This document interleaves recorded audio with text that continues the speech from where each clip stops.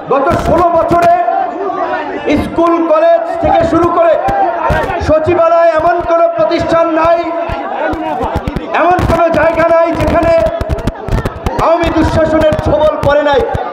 প্রত্যেকটি জায়গায় দলীয়করণ, এমনকি আমাদের মধ্যে যে সামাজিক এবং রাজনৈতিক যে সম্প্রীতি ছিল, সেই সামাজিক এবং রাজনৈতিক সম্প্রীতিটুকু কেড়ে নিয়েও বাংলাদেশকে একটা নরকের বাংলাদেশে পরিণত করেছিল।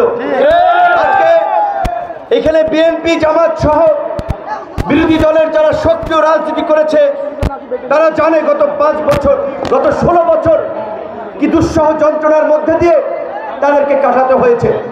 তো আমরা চাই এই 16 বছরের দানবীয় শাসনের পতনের পরে আগামীতে যে নতুন বাংলাদেশ বিনির্মাণ হবে, সেখানে আওয়ামী লীগের মতো যেন কোনো দানব তৈরি না হয়, ছাত্রলীগ যুবলীগের মতো কোনো দুর্বৃত্তদের সংগঠন যেন না তৈরি হয়।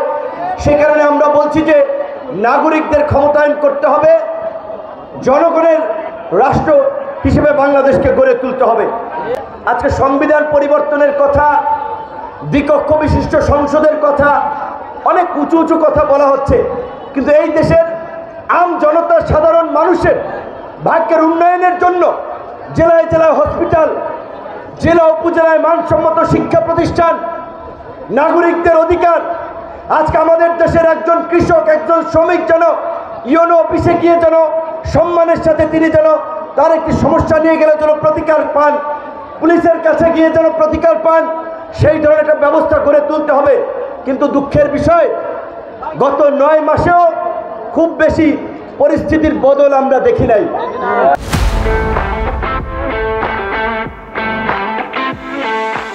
একটা ছোট্ট নদী খেওয়া পারাপারের নৌকার আপনার টেন্ডার নিয়েও 3-4 গ্রুপ হামলা মামলা করতেছে।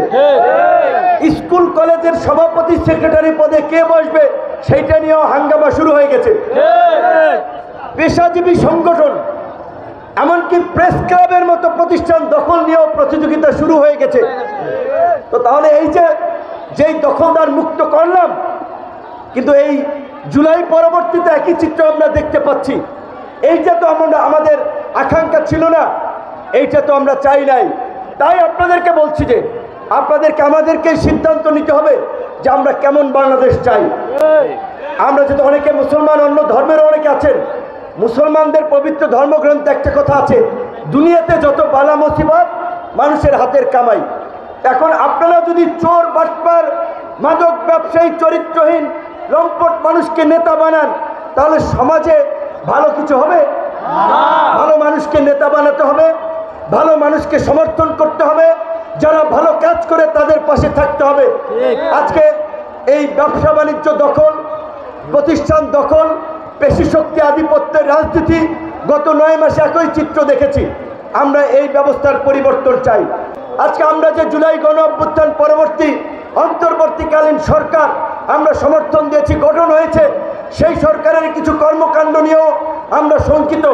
আপনারা দেখতে পাচ্ছেন বাংলাদেশের একমাত্র আন্তর্জাতিকভাবে ভায়াবল বন্দর হচ্ছে চট্টগ্রাম। এই চট্টগ্রাম বন্দরকে বিদেশিদের হাতে তুলে দেওয়ার মধ্য দিয়ে দেশের সার্বভৌমত্বকে সংকটের মুখে ফেলা হচ্ছে। করিডোরের নামে আমাদের এই খাল কেটে কুমির আনা হচ্ছে। আপনারা জানেন কক্সবাজারের এই অঞ্চলের ভূমি ব্যবহার করে মিয়ানমারের সহযোগিতা পাঠানোর জন্য করিডোর দেওয়া হচ্ছে। আমরা সরকারকে অনতিবিলম্বে এই করিডোর দেওয়া থেকে বিরত থাকার আহ্বান জানাবো। চট্টগ্রাম বন্দরকে বিদেশিদের হাতে তুলে না দেওয়ার জন্য আহ্বান জানাবো।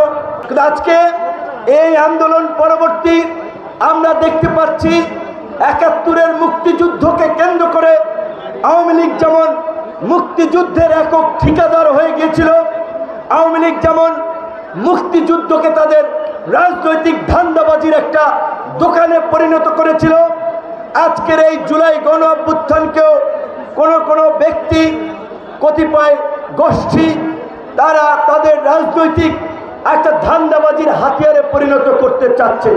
আমরা পরিষ্কারভাবেই বলে দিতে চাই, জুলাই কারো বাপদাদার সম্পত্তি না, জুলাই কোনো রাজনৈতিক দল, কোনো ব্যক্তি প্রতিষ্ঠানের একক কৃতিত্ব না। জুলাই এদেশের সমস্ত শ্রেণী পেশার মানুষের আপামার জনতার লড়াই সংগ্রামের ফল। এই জুলাইয়ের আকাঙ্ক্ষা হচ্ছে এই প্রাচীবাদের পতন ঘটিয়ে একটা নতুন বাংলাদেশ বিনির্মাণ করা, যেই বাংলাদেশে ভবিষ্যতে কোনো ফ্যাসিস্ট এবং স্বৈর শাসক তৈরি হবে না, যেই বাংলাদেশ হবে জনগণের বাংলাদেশ, যেই বাংলাদেশের সরকারি কর্মকর্তা কর্মচারী থেকে শুরু করে জনপ্রতিনিধিরা জনগণের কাছে দায়বদ্ধ থাকবেন, যেই বাংলাদেশের জনপ্রতিনিধিরা রাতের ভোটে নির্বাচিত হবে না, সিল মেরে নির্বাচিত হবে না, তারা জনগণের ভোটে নির্বাচিত হবে।